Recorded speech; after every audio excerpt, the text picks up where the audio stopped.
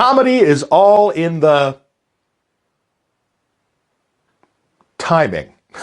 All right, so let's talk about comedy. Now, here's the problem. Dissecting comedy is like dissecting a frog. As soon as you dissect either one, they die, right? So in other words, it's really hard to put your thumb on, to put your finger on what is comedy, how to do comedy. Am I funny? Can I learn to be funny? And I think everything can be learned. Now, some people, just are naturally funny, and some people aren't. Some people are really funny on stage, but are shy and introverted off stage. And then the reverse is true too. Some people are really gregarious and fun off stage, but when they get on stage, for some reason, they get a little stiff. So it's really hard to kind of put comedy in a form where you can understand and dissect it and learn it. But I'm going to try to go through some of the basics here and just give you an idea of, if you're interested in doing comedy, how to work with it, kind of how jokes are structured, and how you can add comedy into your magic. Now, John Carney has a lot of good work on this. Ann Kendall has a great book, Stand-Up Comedy for Magicians.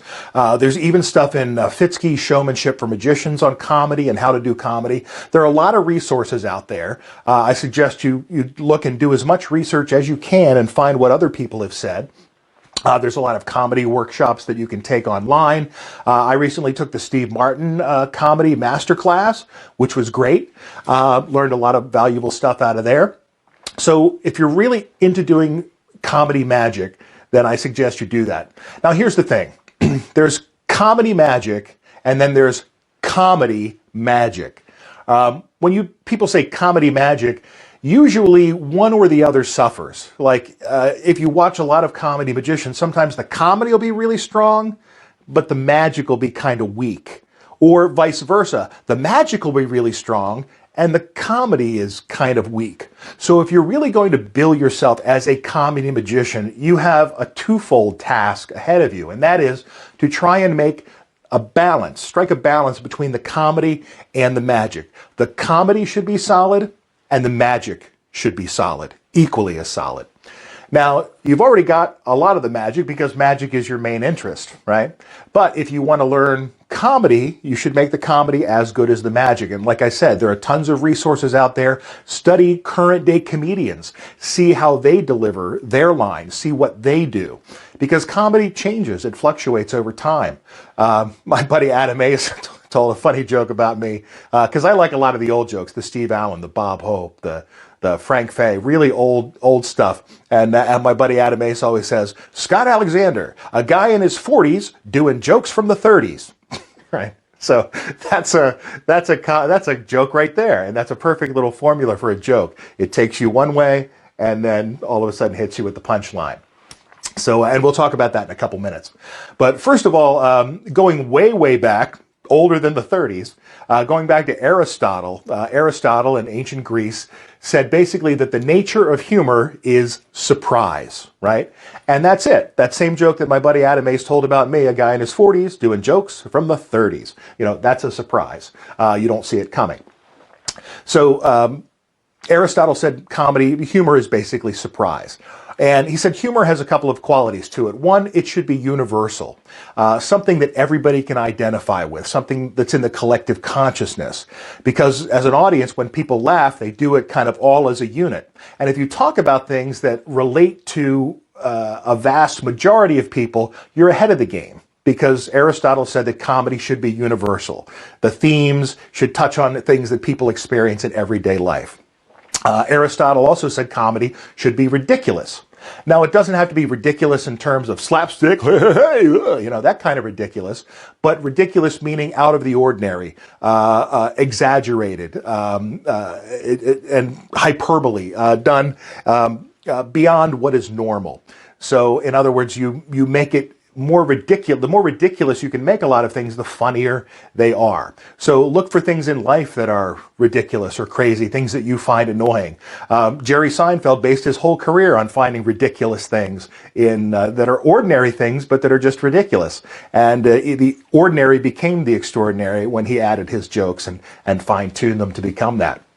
And also, Aristotle said that comedy should contain errors, right? You've heard the term comedy of errors.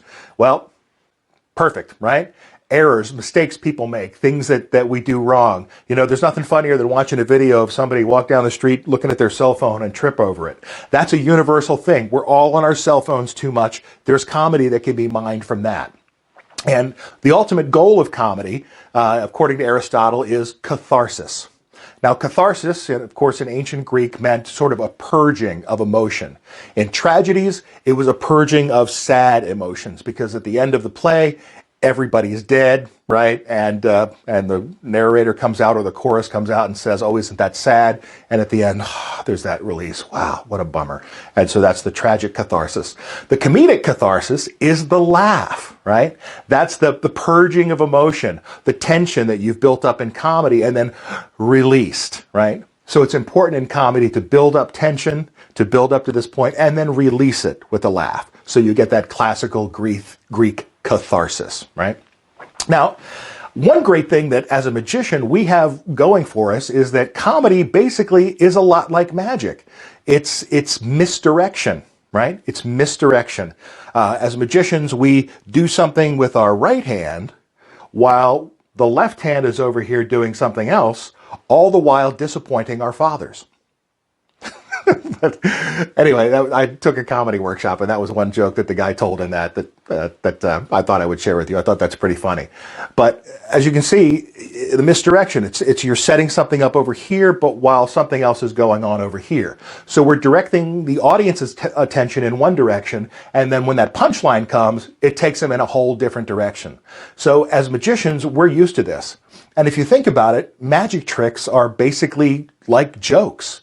Right? You set the premise, you set up the conditions, and then all of a sudden there's a surprise. Something they were not expecting happens. And that's the same kind of formula you can do for a joke. Now, earlier on these DVDs, I talked about the rule of three, and this applies to comedy as well. The rule of three means you have three things leading up to each other. 1, 2, 3, boom, boom, boom. It's in segments.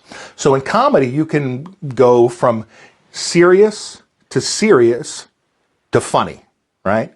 Serious, funny. For instance, on the first DVD in the series, the opener's DVD, I told a joke with my candle to flower trick. And the joke was, this trick takes the 3 C's of magic: control, concentration, and quickness. Right? So that's the rule of 3, right? Control, concentration, and quickness. 2 things that start with a hard C sound, and then that quickness also starts with that hard K sound, but it takes them in a different direction. So think about your jokes moving, say something serious, say another point that's serious, and then twist it and say something funny. Likewise, you can go from funny to funnier to funniest when you structure a joke. There's that old joke that I used to use a lot. I had a rubber dove, and I said, he's not looking too well today. He caught a canarial disease. It's called chirpies. But luckily, it's tweetable, right? So you've got 3 things: fun, funnier, funniest. And the last one, because now these are puns, but they're stacking on top of each other, making them funnier as we get along. So that's another thing. You can go funny, funnier, funniest, right? Now, looking at the board here, I just want to kind of talk to you about how a joke is structured, and talk through a couple things. So the first one is your premise, right? You've got to set up your premise, right? And the premise is basically something that's broad, right? So a premise is broad, okay? This is any topic that you basically want to talk about, right? A broad topic. Then you have the setup. In the setup of the joke, things start to get a little more specific. You start to narrow it down, right? Specific, right? We're going to try to set the parameters, set up the conditions for the joke, what's happening in the joke, right? Then you have your punch, right? And your punch or punchline, a lot of times now in current comedy, we're so fast these days, they take out the line from punch and they just talk about punch. A lot of comedy writers and some of the books that I've read on comedy talk about just a punch. And your punch is basically the surprise. All the way back to Aristotle, your punch is your surprise, right? So that is your surprise. So we've got premise, which is broad, setup, which is specific, punch, which is surprise.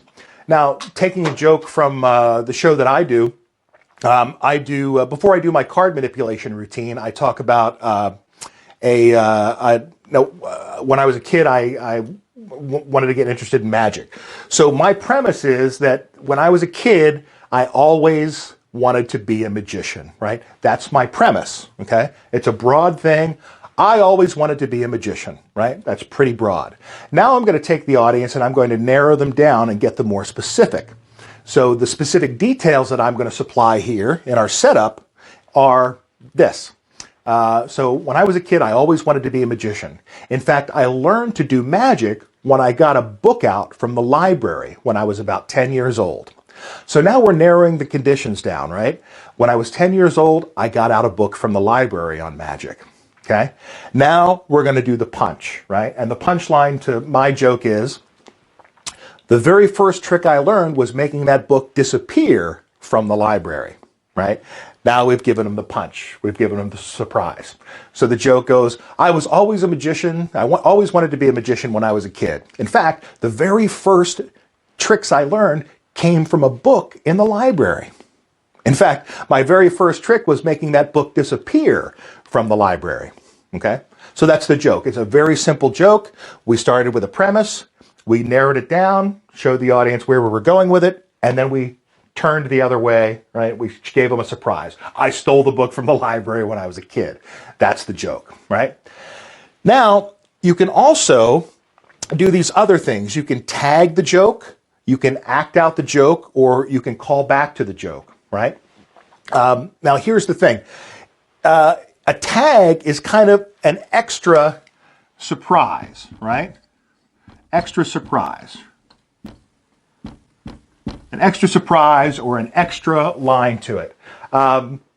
Sometimes at the end of that, I'll say, I refer earlier in my show, I talk about Sister Mary and learning from Sister Mary earlier on in the show. Then I can tag this joke with a callback, right? And a callback is something that refers to something earlier in the show. So for instance, I can tag this joke with something else. I can also act out the joke. And then I'll put this all together for you in a second. But acting out his joke is becoming physical. Becoming physical with your motions, right? Acting out the joke, right? And then a callback is to refer back to an earlier joke. Okay? That's a callback. We're calling back to that earlier joke.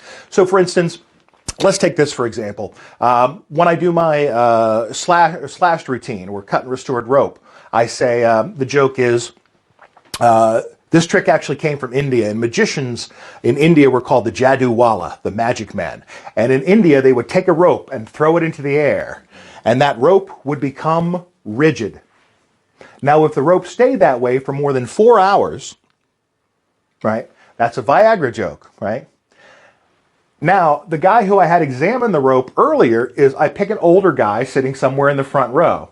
And now I'm going to tag that joke with another joke. So I pick the old guy in the front row. I say, the Hindu magician would throw it in the air and the rope would become rigid. Now, if the rope stayed that way for more than 4 hours, laugh, right? Now I tag it and I say, oh, do you know that trick, Bob? Right? So it's saying, Bob, do you take Viagra? That's a tag. We've added an extra little surprise onto there. And then I tag it again. I say, nope, no, I guess you don't. But I think that one's done with a little blue rope. And I gather up the rope. Well, that's referring to Viagra, the little blue pill. So by tagging jokes, by putting extra little punchlines onto the end of them, you can actually make them funnier. I also act out that joke. For instance, I throw the rope up in the air. I hold it. I step on it. I make the rope rigid, and I use my hands. I say 4 hours, and I'm acting out the joke. I'm painting a visual picture for the audience while I'm telling the joke, and this kind of can help enhance the joke. Chris Rock does this a lot. He'll pace the stage. He'll turn. He'll get very physical. Kevin Hart does this too, right? George Carlin used to do it. So act out the jokes in a physical manner, and that can help as well. And then, of course, you've got the callback, right? So sometimes in my show, if I'm doing a callback, actually a great example of a callback is this. my mentor, Denny Haney, used to do the egg bag in his show, in his big main show when he did Illusions. So he did the egg bag. And he said, I have a little bag. It's sewn up this side, it's sewn up this side, and it's sewn up this side, as he has the two ladies on stage. Now, at the very end of his show, he did the canvas-covered trunk. The canvas-covered trunk happens to have a very large black bag. So in this part of the show at the end, Denny would say, I have a very large black bag. It's sewn up this side, it's sewn up this side, it's sewn up this side. Remember this part, ladies? Right? So he'll call back to that little bag examination and tag it with the big bag examination, saying, do you remember this part, ladies? It's a lot bigger now. So that got a laugh. And that is an example of a callback, to refer to a joke later in your show. And I talked about some of these earlier on some of the DVDs, so go back and watch those. Matt King is the king of the callback. So those are your things. Set up your broad premise, make it more specific, put a surprise in. That's your punchline. Then you can tag it, you can act it out, or you can call back to it later in the show. And a lot of things that help you do this is to make lists. For instance, if I were to take this joke and I'd say, I'd make a list. I'd say, when I was a kid, I wanted to be a magician. Very first thing I did was get a book from the library. And then you can make a list of things associated with a library, like being quiet, smelling musty, old granny librarian, things like that. So you make a list, and then you can go through that list and kind of find funny things to use as a tag, or to use as an extra punch, or to use in your setup or your callback. So if you make lists of these things related to the topics you're talking about, you can go back through that and mine it for extra jokes. So it's not like the jokes just fall out of the sky into your head. There's a lot of work that goes into crafting these jokes, and a lot of it is simply making lists. A lot of comedians do that. They'll sit down and make lists of things that relate to their premise and narrow it down into the setup, and then they look for punchlines within those lists. Another thing about comedy I should talk about is that the truth is funny, right? The truth is funny. I actually did steal a book from the library when I was a kid in Catholic school. A couple of them. So that's funny. In fact, I think it was Johnny Carson would say that 80% jokes are like 80% truth and 20% lie, because the truth is funny. And that's, again, calling back to Aristotle, one of those universal things that we all tap into, right? The truth. Also, Shakespeare said brevity is the soul of wit. So be careful how you phrase your jokes. You want to put the punch word, the funniest word, towards the end of your joke. And a perfect example of this is the classic airplane joke, right, that Leslie Nielsen tells. Surely you can't be serious. I am serious. And don't call me Shirley, right? That's where the punchline is. Another good joke, Mitch Hedberg, who we lost years ago, great comedian, really funny. One of his jokes was, this shirt is dry clean only, which means it's dirty. Right?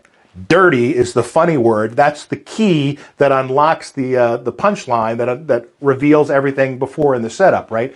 Dirty is your funny word. You want to put that close to the end. If you said something like, this shirt is dry clean only, or this shirt is dirty because it says dry clean only.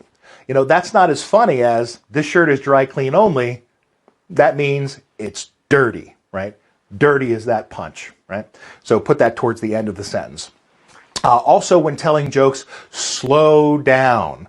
Go like 20% faster than you think you're going, or even half as faster as you think your brain is going, because you need to give the audience time to catch up to where you are, right? Now, some comedians have fast delivery, but they've been doing it so long that it kind of flows and the audience is with them in a rhythm.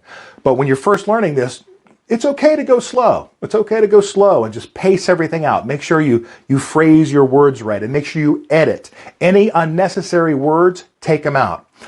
In that example from Mitch Hedberg, this shirt is dry clean only, which means it's dirty. That's the fewest amount of words to make that joke work, right? You don't want to say, I just bought this shirt recently, and you know what? I looked at the tag and it said dry clean only. And the thing about dry clean only means that this shirt is probably dirty. Way too many words. Way too many words. Try to edit and cut out as much as you want. Now, when you're writing the jokes, write everything. Write everything down. If you want to tell a funny story or a monologue in your show and something that you think is funny, just write the story out. Write it on paper, write it on your computer. And then take one sentence at a time out of that story and think about what's funny about it. Make lists about things that relate to that sentence. Manipulate the sentence, try different things, put different things from that list in. Then once you get a little funny line with it, put it back into the story and take out another line and analyze that line. See what's funny about that. Look at the subject of the line. Look at the verb in the line. Try to find different words, different verbs. Try to find different things that are funny about it. Once you get that kind of massage and sort of funny, it doesn't have to be gut busting. It could be funny. Take that and put it back into the story. And then once you've done that with your whole written out story, now you can go through and go, oh, that's funny. Oh, that reminds me of this. And I can tie that line back to this one. So just craft it. Even if you think it's a boring story, but maybe there's one interesting element in it, write it down. If it relates to your trick, you can dissect that, take it apart, and craft it and write it. And then you'll have your own comedy material. You won't have to rely on those stock jokes that we all love. Now, they work. I use them. I have a stack of old Robert Orban books, comedy books, that you can kind of take out, Queen Victoria from and replace, Donald Trump. Or you can do things like that. So you can refer to some old jokes and maybe you can tweak them and make them more modern. So use all the resources that you have available. I guess another thing would be to don't be afraid to let the joke sizzle, right? Don't be afraid to tell the joke and just kind of let it sit with the audience for a minute. That's a lot of problems sometimes for people that they step on their own punchlines. So when you tell a joke, and you can kind of see David Letterman do this when he was on TV years ago, he would tell a joke and then say, and by the way, and then he'd go on to another topic. Don't be afraid to let your joke land, especially if it's a new one that you're just trying out. Say the punchline and then count to yourself, 1, 1,000, 2, 1,000, 3, 1,000. If they don't laugh, then you can throw up your hands and go, well, we're going to cross that off the joke list, and then reach into your pocket, take out a piece of paper and pretend to cross off the joke, right? But this is how you can learn. You can try a joke on stage. If it bombs, you can take out the joke list and cross it off. I've used that before. It's a good trick if you don't know a joke is going to work. Another thing to do to a source for humor is look at yourself in the mirror. See what's funny about you, right? And self-deprecating humor is very great. In fact, and that was a review I got from Mike Weatherford in the Las Vegas Review-Journal. It said that Scott Alexander is a gregarious, self-deprecating magician with effects that only magic aficionados are likely to have seen. But he commented on my self-deprecating humor. And that might be something you do well. And there's, in self-deprecating humor, there's two. There's kind of like the obvious and then the non-obvious. An obvious joke that I used to tell when I looked a little bit more like Drew Carey, I had different hair. I used to say, I know what you're all thinking. I didn't know Drew Carey had a long-lost brother. Okay, it's not a tremendously hilarious line, but back when Price is Right was popular and he was hosting it, for those couple of years, I think he might still be, but that line was, very popular when he had just started taking over for Bob Barker, and it got a nice laugh. Then there's the non-obvious stuff, the stuff that's mental. Let's say if you're very apathetic, you could say something like, my apathy causes me problems, but I don't really care. That's a self-deprecating joke, right? So look to yourself, too, for humor, right? We all like to laugh at ourselves, and people like to laugh at us. And if we laugh along with the joke, then all the better. Now, I want to take a couple moments and break down kind of the structure of a joke and then kind of wrap this section up and give you some more things to think about. So let's break down the structure of a joke and see what it actually physically looks like. And there's not much to it. If we were to draw a chart, it might look something like that, right? This is your setup, right? And this is your punch, right? Setup, punch, right? So let's take this for example. We'll try and structure a joke, right? Now there's classic jokes like my agent and I have a handshake deal. Whenever I talk to him, my handshake, right? So setup, punch, right? another joke. I'll often like to say to my buddies when they were on stage. I usually go, you know what? You were never better, and it's a shame, right? Set up, punch, right? So let's take this. Let's say, and I've kicked this around before I shot this, but I don't really have a final punchline. I was talking to my friend Adam Ace a couple weeks ago, saying, you know, I always get asked a couple things. You know, can I make my wife disappear? You know, how can I make that funny? I used to have a line. I think it's an old line. Was when I was doing Restaurant Magic. You know, hey, can you make the check disappear? And the great comeback to that was, no, but I can turn you into a dishwasher, right? Okay, great. Guy in his 40s doing jokes from the 30s.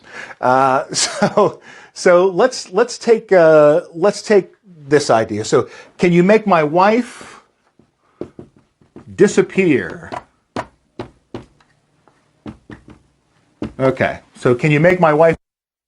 Now, this is the setup, right? A lot of people ask me, can you make my wife disappear? Okay, so let's look at disappear. What is it? What could disappear mean? Vanish, maybe. Kill. My wife is nagging. I'm married. I'm married, so I have that in common. What else about wives? Purse. Vacuum. Okay, this is not chauvinistic, just universal. All right. Things about wives, right? There you go. So now we've got a list. Can you make my wife disappear? One joke that you can't really do, but I think is funny, that I was thinking about earlier today is, sure, I can make your wife disappear. Just get me a baseball bat and a shovel. Right? That's pretty dark humor, right? So that doesn't work. But maybe it might work for you. Also, another question, and this can tie into this, is a question I'm asked a lot that maybe I want to have a joke too, is how did you do that, right? How did you do that, okay? How did you do that? And there are our standard responses to that. There's, if I told you, I'd have to kill you. That's what actually reminded me of that joke. How did you do that? If I told you, I'd have to kill you. What's the other one? How did you do that? Well, very well, thank you. Okay, that's very 30s. Here's one. Can you keep a secret? So can I. Right? Okay. Not so great. But maybe we could tweak that joke with a setup and the punchline. So the setup would be their question to you, and then you would make that your setup. So I often get asked, how did you do that? And I go, so how did you do that? Okay, here's something. Everybody can learn magic today because it's all on Google, right? So the premise is that I'm going to say, people always ask me, how did you do that? Okay, so how did you do that? This is taking that other crappy joke and making it make sense. So you go, people ask me all the time, how did you do that? And I say, well, do you really want to know? Yeah? Google it. Okay?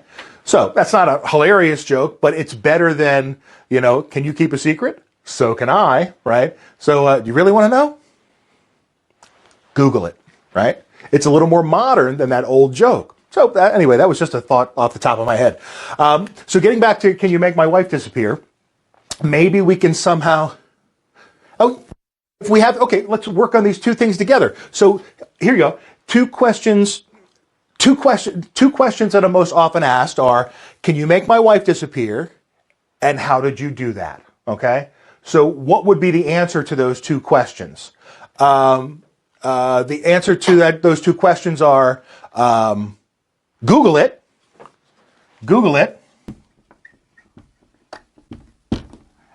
and now Google it, and can you make my wife disappear? Oh, even better. Okay, so let's do this. How did you do that? And how did you do that? Okay. Okay. So the question that I'm most often asked, two questions I'm most often asked are, how did you do that? And can you make my wife disappear? And the answer to those two questions are, I'm still trying to figure that one out myself, and I'm still trying to figure that one out myself. Okay? So that's kind of funny, right? That gives us something to work with. So now we take them in the other direction in the punchline. So there's two punchlines, right? There's I'm still trying to figure out, right? Still trying, and still trying. Okay? Still trying to figure that out myself, and I'm still trying to figure out that myself. Those are the answers to those two questions, right? So this is how you kind of dissect a joke and make it go together. And it's really just those two ingredients, the setup and the punchline. And in the setup, we took our premise that we talked about earlier, we made a list, we figured out things that had to do with it, and then we put all that here, and then we mined out, right? And I took just, I don't think I said it, but I took nagging out of that. Like, you know, my wife always nags me. And like I said, I'm doing this in real time. I only thought very little about what I was going to do, but I knew I was going to go here. I didn't quite know I was going to go there, but that's a great joke, right? I'm still trying to figure that out, and I'm still trying to figure that out myself. So good. So anyway, I just wanted to give you a little idea of the process that kind of I go through when I'm writing jokes, and just give you a place to start. Comedy is not easy. Steve Martin said comedy is not pretty. Well, I'm saying comedy is not easy. You really have to take your time and dissect it. But you've already got something. You've already got the tricks, right? You've got some tricks. You've got 24 tricks on all of these DVDs here. You've got a section I talked about earlier with comedy you can go back and refer to. And you can look at items within the tricks, right? Maybe one trick you use uses a cell phone. Maybe a trick you do uses a banana. Maybe a trick that you do uses a feather duster. Go back and make lists of what are funny about those, right? And then you can kind of construct jokes about those things there. You've already got stuff to work with, which is great. You don't have to just stand up there on stage and talk. You've got props to deal with and to talk about, right? So use those. But like I said, comedy is not easy, but it is universal. It does involve errors. It involves the ridiculous. It produces that laugh, that catharsis. So I encourage you to go back over this, make some lists, start writing some of your own jokes. Of course, you can rely on some of the old standards, or you could even tweak some of those old standards by going through this process and make them more relatable to you. Because after all, it's all about you. And you can also, analyze people's jokes that you hear that you like. You don't necessarily have to copy them, nor should you, but you can take those jokes and pick them apart now that you know this kind of process and re-engineer how they got to that joke and use that information that you learned to write a brand new joke, right? So you've got your work cut out for you. Comedy is hard. It's definitely not easy, but it's worth the time to spend to do this and to have your own unique material that no one else can do. It's all specific to you.